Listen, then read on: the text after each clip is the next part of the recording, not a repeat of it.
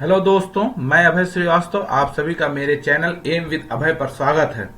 मैंने पिछले 4 क्लासेस में articles and schedules in constitution यानी संविधान में कितने आर्टिकल्स हैं, शेड्यूल्स हैं, उससे रिलेटेड जितने भी क्वेश्चन प्रीवियस ईयर में आए हुए हैं कंपटीशन एग्जाम में, चाहे यूपीएससी हो, यूपीपीसीएस हो, अदर स्टेट एग्जाम हो, उत्तर प्रदेश अधीनस्थ चयन आयोग हो, जो भी कंपटीशन एग्जाम में है, जितने प्रीवियस के क्वेश्चन, जितने भी संभावित क्वेश्चन हैं, उन प्रश्नों पर मैं डिस्कस कर रहा हूं।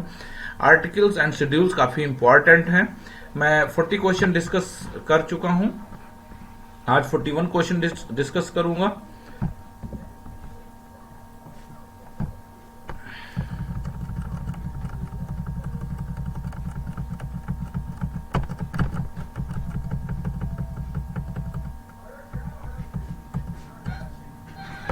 पंचायतों को संवैधानिक दर्जा प्रदान किया गया है। देखिए, पंचायतों को संवैधानिक, मैं आपको बताता चलूं कि पंचायतों को आर्टिकल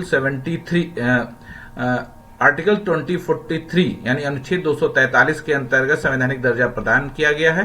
पंचायत को हमारे 73वां संविधान संशोधन यानी 73rd कॉन्स्टिट्यूशनल अमेंडमेंट के द्वारा 1992 में संवैधानिक दर्जा दिया गया था और इसको अनुसूचियां 11वीं अनुसूची भी जोड़ी गई थी 73वां संविधान संशोधन द्वारा संविधान जोड़ी गई थी। इसका ऑप्शन बी आंसर सही होगा। अनुच्छेद 243 से लेके 243 ओ यानी ड़ तक ये आर्टिकल्स दिए हुए हैं।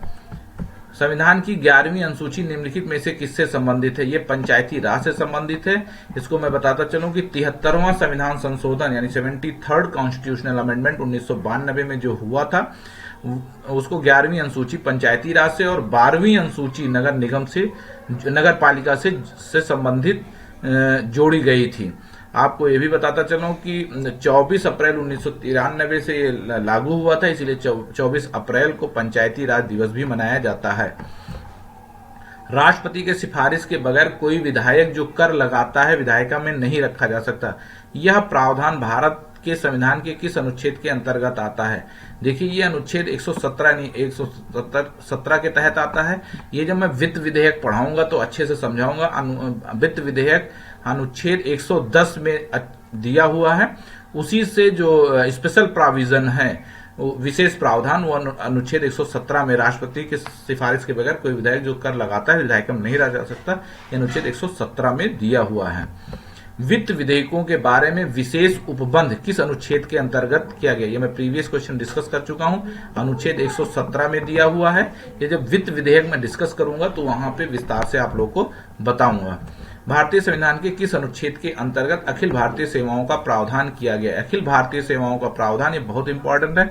आर्टिकल 312 यानी अनुच्छेद 312 में दिया हुआ है सिविल सर्विसेज का प्रावधान। ये ऑप्शन सी सही होगा। निम्नलिखित में से कौन सी जोड़ी संस्था और संविधान के अनुच्छेद सुमेलित है? देखिए, भारत का सर्वोच्च कौन सा सुमेलित है? इसमें देखिए कौन सा सुमेलित, कौन सा मतलब सही आंसर है। भारत का सर्वोच्च न्यायालय अनुच्छेद 318, ये गलत है। भारत का सर्वोच्च न्यायालय अनुच्छेद 124 में दिया हुआ है। भारत का निर्वाचन आयोग अनुच्छेद 324, ये सही आंसर है।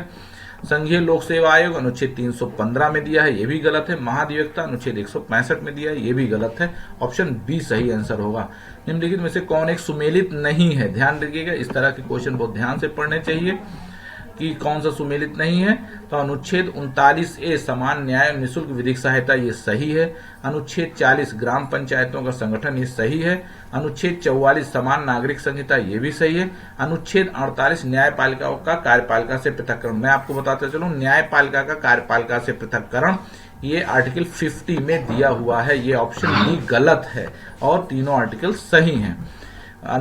ये ऑप्शन क्वेश्चन नंबर 48 अनुच्छेद 124 संघीय नगर पालिका, सॉरी ये नगर न्यायपालिका है, ये नगर पालिका नहीं दिया, ये गलत है। ये मैं बताता चलूं कि यहाँ पे ये न्यायपालिका होगी। और अनुच्छेद 124 जो है संघीय न्यायपालिका से संबंधित है। अनुच्छेद 5 नागरिकता से संबंधित है। अनुच्छेद 352 आकस्मिक प्रावधान यानी इमरजेंसी का जो ये ध्यान रखिएगा, अनुच्छेद 124 इस संघीय न्यायपालिका से रिलेटेड है, संघीय नगर पालिका नहीं, संघीय न्यायपालिका यानी जुडिशरी। और अनुच्छेद 124 संघीय न्यायपालिका यानी सर्वोच्च न्यायपालिका का इसमें एक्सप्लेनेशन दिया हुआ है। इसका आंसर ऑप्शन ए होगा।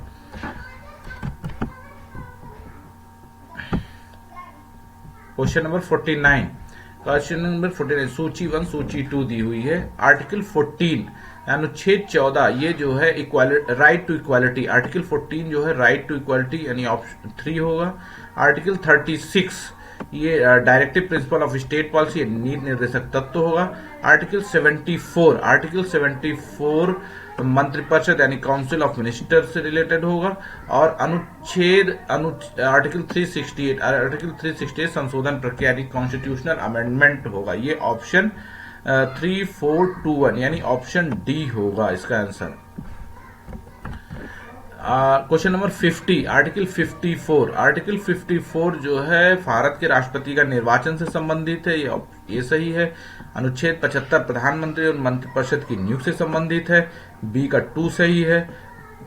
और अनुच्छेद 155 आर्टिकल 155 राज्य के राज्यपाल की नियुक्ति से रिलेटेड है। आर्टिकल 164 राज्य के मुख्यमंत्री और मंत्रिपरिषद की नियुक्ति से रिलेटेड है। इसमें 1, 2, 3, 4 यानी ऑप्शन ए सही है। मैंने क्वेश्चन 50 तक डिस्कस मैं कर चुका हूं।